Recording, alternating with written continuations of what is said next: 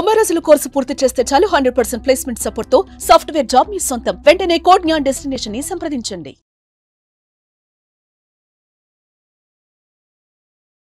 నమస్కారం డాక్టర్ శ్రీ ఆచార్య కృష్ణస్వామి గారు. 100 మందికి కృతజ్ఞత చెప్తే నిజంగానే దాని తాలూకు రిజల్ట్ ఆటోమేటిక్గా మనకు వైబ్స్ తాగుతాయండి. మేము అనుభవిస్తున్నాం, మా శిష్యులందరూ కూడా, మా ఫాలోవర్స్ అందరూ కూడా అనుభవిస్తున్నారు. ఎస్, గ్రాటిట్యూడ్ ఉండాలి ఖచ్చితంగా. ఆడియన్స్కి మనకి మధ్య గ్రాటిట్యూడ్ ఉంది కాబట్టి ఈ రోజుకి మనల్ని ఆ విధంగా ఎలివేట్ తీసుకుని వెళ్తూ ఉన్నారు. So special thanks to them. ఈ వీడియో ముఖంగా కూడా చెప్తున్నాను, and thanks to you also sir. ఈ వీడియోలో ఏం చెప్తున్నారు? మనము సేవ చేయడం అనేది ఏదవుతుందో మనము కొన్ని చెప్పాం. మనం ఇప్పుడు మనకు వచ్చిన దాంట్లో 10% తీయాలి. 10% తీసి మనం సమాజానికి కానీ లేకపోతే గోసేవ కానీ ఇంకేదైతే రకరకాలుగా ఉపయోగించడం మనం ఎన్నోసార్లు చెప్పుకున్నాం. మనం ఇక్కడ ఏమవుతుందంటే మనం దాన్ని సేవ అనే రూపకంగా కాకుండా నేనేదో చేస్తున్నానా అనే ఒక ఫీలింగ్ ద్వారా అది ఇవ్వడం జరుగుతుంది. రెండోది ఏంటంటే ఆ ఇచ్చింది ఏదో మనం 10 మందికి చెప్పేసి ఏదో నేను గొప్పగాని ఫీల్ అవ్వడం జరుగుతుంది. అది సేవ కాదు. మన సబ్జెక్ట్లో అది సేవ కాదు. ఇప్పుడు మీరు ఎన్నోసార్లు అన్న మీరు ఎన్నో గుప్త దానాలు చేస్తారని, నాకు అవసరం లేదు, ఎవరికో చెప్పుకునే అవసరం లేదు. రిసిట్ ఎందుకు పెడతామంటే గురుగారే చేశారు కాబట్టి మేమందరం కూడా చేయాలని ఒక ఇన్స్పిరేషన్ కోసం పెడతాం తప్ప అలా రిసిప్ట్లో గ్రూప్లో పెట్టని కూడా ఎన్నో ఉన్నాయి నా దగ్గర. అర్థమైంది? ఎందుకంటే నేను ఏమంటే అది అయిపోయిందంటే చింపడేస్తాను పక్కన.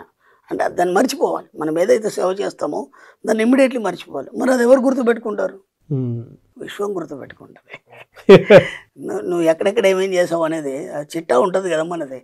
అంటారు కదా, పాపాలు చిట్టా చిత్రగుప్తుడు రాస్తాడు.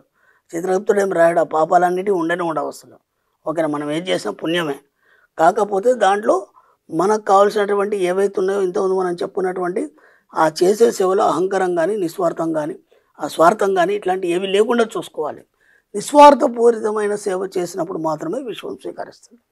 ఒకటి, సేవ ఎందుకోసం చేస్తున్నాను అంటే ఆ సేవ చేయడం వల్ల నువ్వు విశ్వానికి ఒక విషయాన్ని తెలుపుతున్నావు. ఏమనంటే నేను ఇచ్చేవాడిగా తయారయ్యాను విశ్వమా, నన్ను గుర్తించు. ఎంత హ్యాపీగా ఉంది. విశ్వమా, నేను ఇచ్చేవాడిగా తయారయ్యాను కాబట్టి నన్ను గుర్తించు. ఇప్పుడు నేను ఇస్తున్నానంటే నువ్వు నాకు ఎంత ఇవ్వాలి అంటే ఇప్పుడు నేను రెడీ ఉన్నాను, ఇక్కడ ఇచ్చేసాను, నువ్వెంత ఇస్తావు, నువ్వు ముందు రెడీ ఉండవు నాకంటే. ఎందుకంటే నేను ఎప్పుడు ఇవ్వదలుచుకున్నాను, ఇక నేను ఎంత ఇవ్వదలుచుకుంటాను తరెట్టు నువ్వే నాకు ఇవ్వాలి కదా.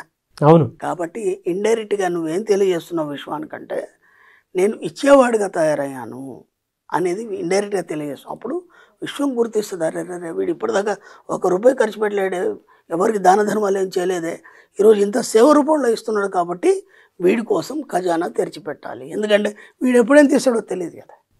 కాబట్టి ఒకసారి కర్ణుడి దగ్గరికి కృష్ణుడు వచ్చాడంట. వస్తే అక్కడ బంగారు గిన్నెలో ఆయిల్ ఉందంట, ఆ మసాజ్ చేసుకుంటున్నాడు ఆయన. అది మొత్తం రత్నాలతో పొదిగింది ఉందంట. చూసి కృష్ణుడు ఇష్టపడ్డాడంట, ఇదేదో బాగుంది, భలే అందంగా ఉంది అని చెప్పేసి, కర్ణ నాకు అది ఇస్తామన్నాడట. అమ్మటే ఇలా ఎడం చేతం తీసుకొని ఇచ్చేసాడంట. ఆయన అన్నాడు, నువ్వు దానకర్ణుడు కదా, నీకు అన్నీ తెలుసు కదా, ధర్మం ఏదైనా సరే దానం ఏదైనా సరే కుడి చేతం చేయాలి కదా, నువ్వు ఎడం చేతం ఇచ్చావేందయ్యా అని అడిగిండట. అంటే లేదు, నా కుడి చేయితో తీసుకునే లోపు నా మైండ్ మారిపోవచ్చు, అందుకని నువ్వు అడగని ఇలా తీసి ఇచ్చాను, ఈ చెయ్యి అందుబాటులో ఉంది. కాబట్టి ఒక స్థాయి మీకు ఎలా వస్తుందంటే మీరు ఆ స్థాయికి వెళ్ళిపోతారు. అందుకే విశ్వమని నన్ను చూడు, నేను ఇవ్వడానికి సిద్ధమయ్యాను. అలా నిస్వార్థమైన ఆలోచన ద్వారా నువ్వు ఇవ్వడానికి నేర్చుకోవాలి. అప్పుడు కదా దాన్ని విశ్వం స్వీకరిస్తుంది. ఓకేనా, దాని గురించి ఎక్కడ చర్చ చేయొద్దు, నేను ఇది ఇచ్చాను అది ఇచ్చానని. ఓకేనా, దాంతోపాటు మీరు ఏం చేస్తారంటే మీరే కాకుండా మీ కుటుంబ సభ్యులకు కూడా మెల్లిగా అలవాటు చేయండి. ఓకేనా, ఎందుకంటే ఇప్పుడు మన తదనంతరం తరం వాళ్ళే కదా. ఈ సబ్జెక్టు కూడా నేను 100,000 సార్లు చెప్పాను.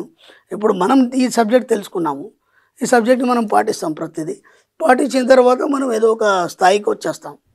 ఈ తదనంతరం సబ్జెక్ట్ ఎవరికి కావాలి? మన పిల్లలకి కావాలి. ఇప్పుడు మన పిల్లలు మన దగ్గర అడుక్కుంటున్నారు ప్రతిదానికి, ఓ ఫీజు గురించి కానీ లేకపోతే సినిమాకి డబ్బులు కానీ ఇంకేదైనా సరే. వాడు బతిమాలుకుంటే కానీ మనం ఇవ్వట్లేదు. రేపు వాళ్ళ పిల్లలు వాళ్ళ దగ్గర అలా అడుక్కోవద్దు. అర్థమైంది? అంటే వాళ్ళ అఫర్మేషన్స్ ద్వారా బోలెడు సంపాదించుకోవాలి. అందుకోసం ఈ సబ్జెక్ట్ని ఏం చేస్తారంటే వీలైనంత మీ వాళ్ళకి మెల్లిగా అలవాటు చేయండి. మళ్ళీగా మీ ఇంట్లో మీ మేడంకి కానీ లేకపోతే పిల్లలకు కానీ ఎక్కడైనా సరే.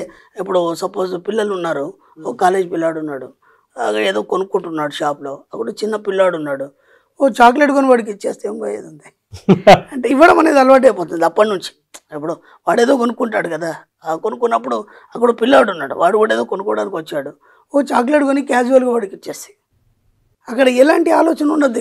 అది ఎందుకు ఇచ్చాము, అది చూసాడా లేదా, ఇవన్నీ సంబంధం లేదు. అలా మీ పిల్లలకు కూడా ఇలా చెప్పండి, ఒకటిగా ఎంత వీలైతే అంత సేవ రూపంలో ఇవ్వడానికి ప్రయత్నం చేయండి.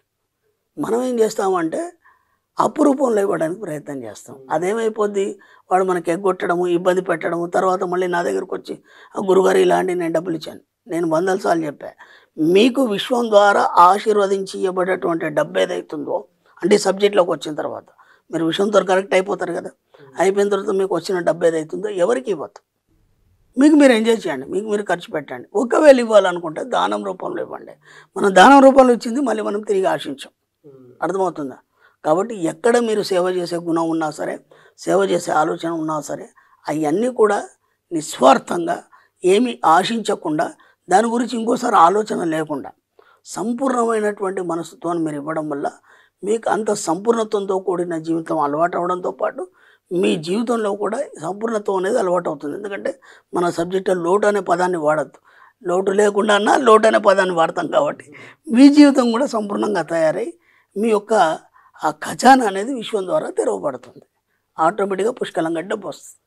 నోటు లేకపోయినా సరే లోటు అనే గురించి ఎప్పుడు మాట్లాడుకోవద్దు మనం. ఎస్, ఎప్పుడు ప్రజెంట్లో ఉండి ఇప్పటికి హ్యాపీగా ఉన్నాం, కాళ్ళు చేతులు బాగున్నాయి, ఓకే నేను సంపూర్ణంగా ఉన్నాను అనేటువంటి విషయం మాత్రం ఖచ్చితంగా మనమే అలా ఫీల్ కూడా కావాలి, అనుభవంలోకి తెచ్చుకోవాలి సార్. ఇంకంతే. ప్రజెంట్ ఎప్పుడు గొప్పదే, అంతే. ఫ్యూచర్ ఎప్పుడు ప్యానిక్ క్రియేట్ చేస్తుంది, పాస్ట్ ఎప్పుడు వచ్చేది జ్ఞాపకం ఏదో జ్ఞాపకాన్ని మిగిలిపోయేలా చేస్తుంది. ప్రజెంట్లో ఉండాలి.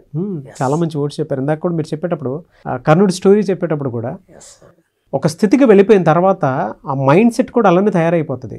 అదే నేను ఎప్పుడో విన్నాను సార్, అంటే చాలామంది చెప్పి కుడి చేత్తో దానం చేస్తే ఎడం చేతికి తెలియకూడదు, ఎడం చేత్తో దానం చేస్తే కుడి చేతికి తెలియకూడదు అన్నట్టు ఒక సామెతలాగా ఉండేది. అది ఆ స్టేట్ ఆఫ్ మైండ్కి ఎందుకు వెళ్ళిపోతారు అని అంటే, ఆ గొప్ప నోబుల్ మైండ్ సెట్కి ఎందుకు వెళ్ళిపోతారు అని అంటే, మీరు ఇందాక కూడా ఒక మాట అన్నారు, అది అలా తీసుకువెళ్తుంది మనల్ని. స్వార్థమైనటువంటి సేవ మిమ్మల్ని ఆ స్థాయికి తీసుకెళ్తారు. ఎస్ అంత చిన్న విషయం కాదండి. అందుకే అనంతకృష్ణ స్వామి గారి వీడియోలో ఏదో ఒక యూనిక్ పాయింట్ ఖచ్చితంగా ఉంటుంది, అది బలంగా తగులుతుంది, అలా గుర్తుండిపోతుంది. అంత విషయం ఇచ్చింది నాదేం లేదు. ఎనీవేస్, థ్యాంక్ యూ అండి. Thank you so much doctor Shri Acharya Anantakrishna Swami గారు. థ్యాంక్ యూ అండి.